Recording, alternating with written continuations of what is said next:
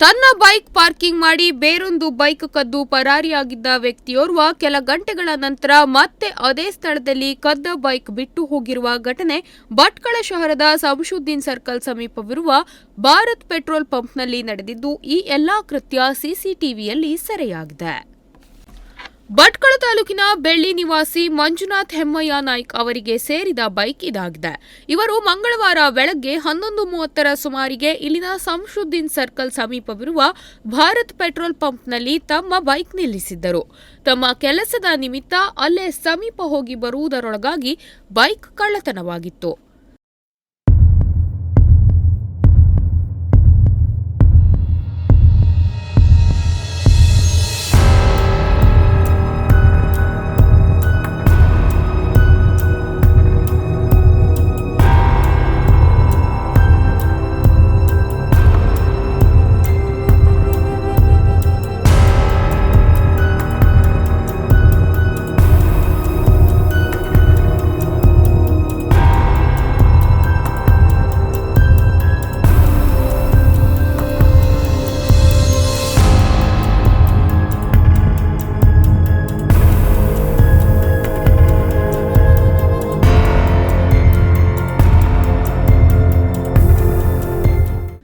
ಈ ಖತರ್ನಾಕ್ ಕಳ್ಳ ಮೊದಲು ಬೈಕ್ ಸಮೀಪ ಬಂದವನು ಕೀ ಹಾಕಿರುವುದನ್ನು ಗಮನಿಸಿದ್ದಾನೆ.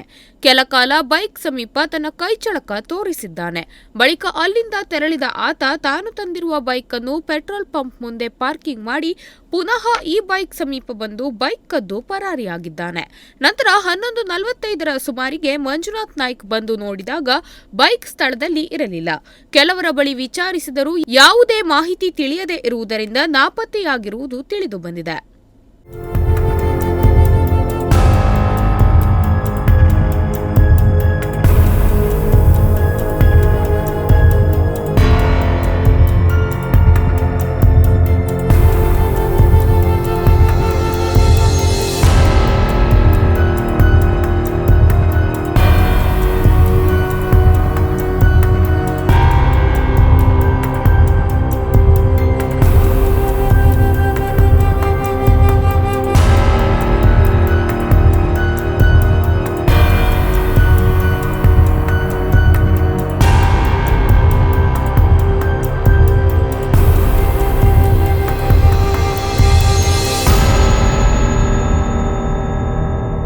ಪೆಟ್ರೋಲ್ ಪಂಪ್ನಲ್ಲಿರುವ ಸಿಸಿಟಿವಿ ಪರಿಶೀಲನೆ ಮಾಡಿದಾಗ ಬೈಕ್ ಕಳ್ಳತನವಾಗಿರುವುದು ಬೆಳಕಿಗೆ ಬಂದಿದೆ. ಸಿಸಿಟಿವಿಯಲ್ಲಿ ಕಳ್ಳ ತಂದಿದ್ದ ಬೈಕ್ ಪೆಟ್ರೋಲ್ ಪಂಪ್ ಮುಂಭಾಗದಲ್ಲಿ ಪಾರ್ಕಿಂಗ್ ಮಾಡಿರುವುದು ಸೆರೆಯಾಗಿದೆ.